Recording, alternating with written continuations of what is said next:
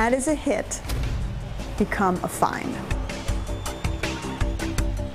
A hit becomes a fine when a player performs an act to, quite frankly, a level of egregiousness that warrants further discipline to dissuade him from repeating the act in the future.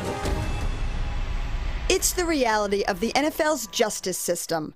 When a penalty is called on the field, it doesn't always lead to a fine from the league office. But even when a penalty is not called, a player may still pay. Ndamukong Suh is a repeat offender. Absolutely.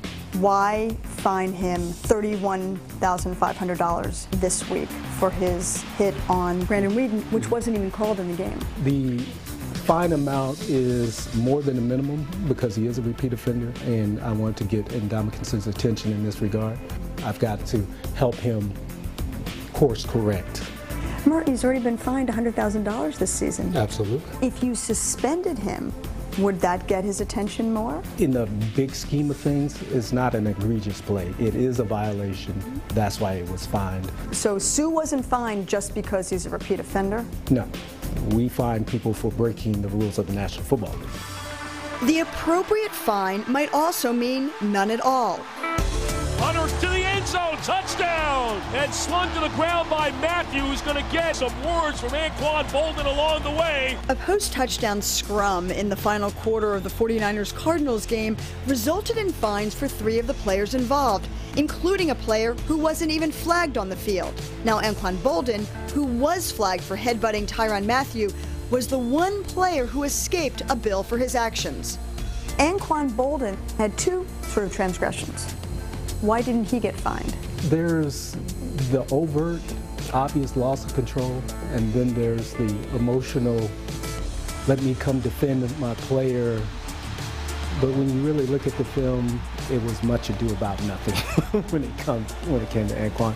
Every foul certainly is not a fine, and it's my job to decide where that line is. The process of determining those fine lines begins in the NFL's Officiating Command Center on game day, where Vice President of Officiating Dean Blandino and his team monitor every play of every game. There is a sense of Big Brother watching, but we don't make any decisions that affect the outcome of the game here.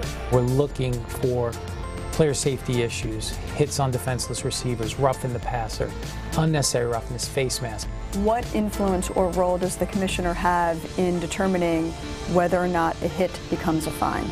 None. None. He's not involved in that process. We identify it here at all. We identify the plays here. We determine whether a rule was violated, and then we refer those plays to Merton Hanks. In the command center, Blandino also handles calls of a different sort. I'd have to look at it again. We get general managers, team personnel, and they'll call and ask, was that the correct call? During the game? During the game. They'll want to know immediately.